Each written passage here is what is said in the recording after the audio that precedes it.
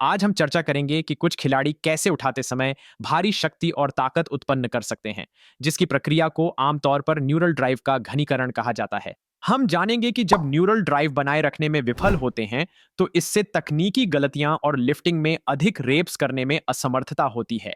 आइए प्रसिद्ध पीठ विशेषज्ञ डॉ स्टुअर्ट मैकगिल से यह जानें कि न्यूरल ड्राइव क्या है। महान शक्ति एथलीट जानते हैं कि न्यूरल ड्राइव को घना करके शक्ति को बढ़ाया जा सकता है। शक्ति क्या है? शक्ति एक बेहद साधारण विचार से शुरू होती है। मस्तिष्क संकेतों का प्रतिरूप तैयार करता है जो नसों के माध्यम से शरीर में जाकर गति और शक्ति उत्पन्न करते हैं। हालांकि उस तंत्रिका प्रेरणा को और अधिक सघन बनाने और अतिरिक्त ताकत खींचने के लिए कई प्रकार की तरकीबें होती हैं। उदाहरण के लिए, आपने उस माँ के बारे में सुना होगा जो अपनी बच्ची को कार के नीचे फंसा देखती है और वह कार के पिछले हिस्से को उठा सकती है ताकि कोई उसकी बच्ची को बाहर निकाल सके। वह अपने बाइसेप्स को खींच सकती है, वह अपनी रीढ़ को फ्रैक्चर कर सकती है, लेकिन किसी तरह उस समय में वह उस सुपर ताकत के लिए न्यूरल ड्राइव को घनीभूत करने में सक्षम होती है। खैर, हमने कई महान एथलीट्स में इसे गहराई से मापा है, तो यहाँ पहला महत्वपूर्ण तत्व है एक बहुत घनी न्यूरल ड्राइव बनाने का। आप पहले दिमाग को जोड़ों की स्थिरता का अनुभव होना चाहिए। सोचो, अगर घुटने में लिगामेंट खिंचाव हो तो दिमाग इसे अस्थिरता मानेगा। यह दर्द के साथ हो सकता है और आपको लंगड़ा कर चलने पर मजबूर करेगा, जिससे गैर एथलेटिक पैटर्न बनेगा। ठीक है, आपकी पीठ भी लंगड़ाती है। इसे ध्यान रखें, अगर किसी के जोड़ों में डील है, जैसे कई एथलीट्स में होती है, तो हो सकता है कि उनके डिस्क में उभार या थोड़ा प्लेट फ्रैक्चर हो, जहां डिस्क ने ऊंचाई खोई हो। यही इस मॉडल में समाहित है। उदाहरण के लिए, ये बहुत ही बायोफेडेलिक मॉडल डायनामिक डिस्क डिजाइन्स द्वारा बनाए जाते हैं। ये डिस्क सामान्य है और ये डिस्क भी सामान्य है, इसने अपनी थोड़ी सी ऊंचाई खो दी है। ध्यान दें, जब मैं ऊपर से एक टॉर्क लागू करता हूं, तो अधिकांश गति उस जोड़ पर हो रही है जिसने कठोरता खो दी है।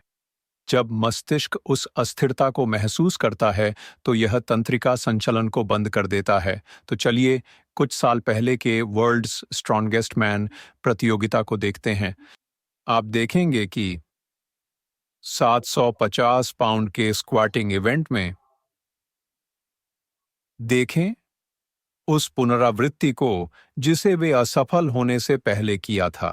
हर बार आप अस्थिरता देखेंगे, कूल्हे थोड़ा ज्यादा खिसकते हैं, थोड़ी और हिचकिचाहट होती है, कुछ माइक्रो मूवमेंट होता है, जिससे अब दिमाग पूरी न्यूरल ड्राइव नहीं भेज पाता है और वे उठान में असफल हो जाते हैं। ब्रायन के शुरुआती कुछ रिप्स वे स्मूथ और शक्तिशाली होते हैं, पूरी तरह से नियंत्रण में रहते हैं। यह उनकी आखिरी रेप है जहां वे असफल हो गए। इसे अगर हम फिर से पीछे चलाकर देखें, तो इस आखिरी से पहले वाली पर आप स्पष्ट रूप से देख सकते हैं कि उनकी तकनीक गड़बड़ाने लगी थी। उसने नीचे असमान मारा और चढ़ाई के समय कूल्हे हिले। संकेत था कि उसकी न्यूरल ड्राइव घट रही थी और अगला दोहराव और भी मुश्किल होगा।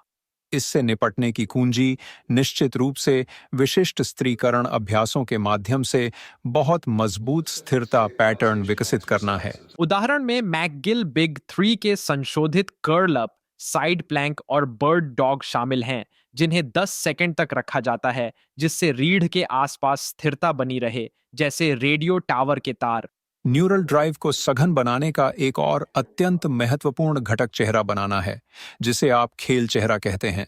आप बहुत से ताकतवर एथलीट्स को उनके चेहरे पर अधिक खुशी व्यक्त करते हुए शायद ही कभी देख पाएंगे।